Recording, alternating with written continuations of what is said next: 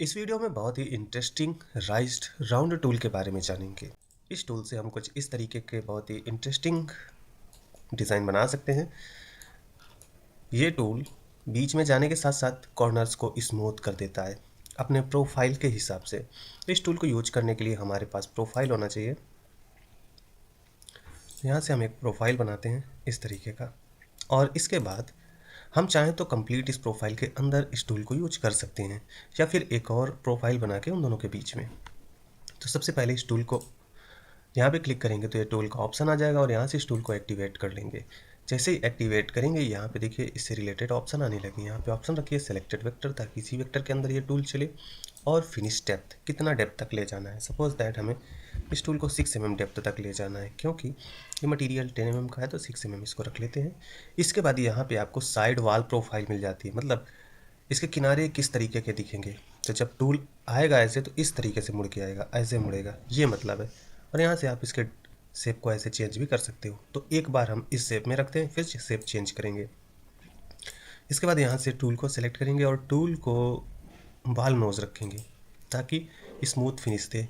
इसको यहाँ से रख लेते हैं और कैलकुलेट करते हैं। तो कैलकुलेट करेंगे, थोड़ा टाइम लेगा, और यहाँ पे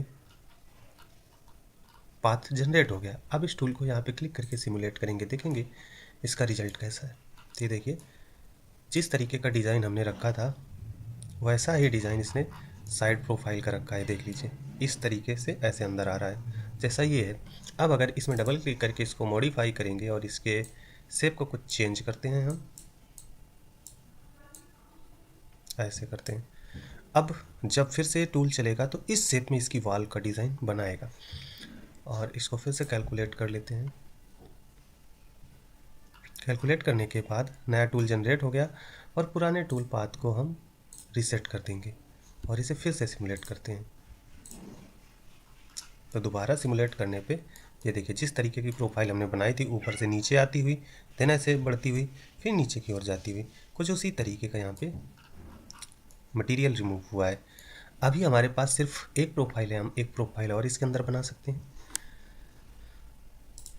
2D वेक्टर ऑन कर लेते हैं, प्रोफाइल को बंद करते हैं और इसे ऑफसेट कर लेते हैं। यहाँ से 6 mm का टूल चल रहा है, तो जो ऑफसेट करेंगे वो 6 का डबल यानी 12 से थोड़ा सा ज़्यादा रखेंगे, 15 रख लेते हैं अंदर की ओर, एंड अप्लाई।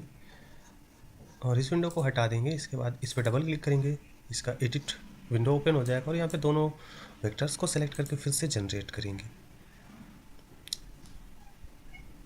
इसके बाद ये जनरेट हो गया, और पुराने सिमुलेशन को रीसेट करके इसे फिर से हम सिमुलेट करेंगे, तो देखेंगे इस तरीके का इफेक्ट मिलेगा।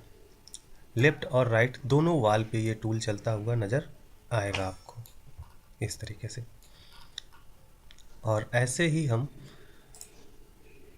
डोर में डिज़ाइन बना सकते हैं। इस तरीके के डिज़ाइन आपने डोर में देखे होंगे। जैसे इस टूल को अगर हम सिमुलेट करें इस तरीके का, तो डोर में बहुत कॉमन से इस तरीके के डिज़ाइन मिलते हैं।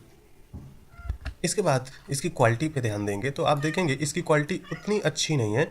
इसमें थोड़ा दूर दूर पे देखेंगे तो ये मार्किंग के निशान बने हुए हैं, इन्हें स्कैलप मार्क बोलते हैं। अगर इनको ठीक करना है तो टूल को फिर से मॉडिफाई करना होगा, टूल पाथ को, और यहाँ पे एक जिस टूल को सेलेक्ट किया है उस टूल को एक्सपैंड करेंगे और उसी के ऑप्शंस को थोड़ा सा और पास करेंगे। जैसे स्टेप ओवर, एक टूल यहाँ से पास होने के बाद जितना दूर जा रहा है उस दूरी को और थोड़ा सा कम कर लेंगे। जैसे 0.72 है, इसको कम कर लेके 0.5, एंड स्टेप डाउन नीचे जितना जा रहा है उसको भी रिड्यूस कर लेते हैं 3 mm, और फिर से कैलकुलेट करते हैं। अब इस कैलकुलेशन में उसे थोड़ा ज़्यादा टाइम लगेगा, क्योंकि अब वो ज़्यादा पाथ क्रिएट करेगा।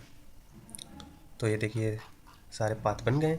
अब सिमुलेशन के रिजल्ट को फिर से हम हटा के इसे सिमुलेट करेंगे। तो इस तरीके से आपको जब तक बेटर क्वालिटी ना मिल जाए आप इसको मॉडिफाई कर सकते हैं।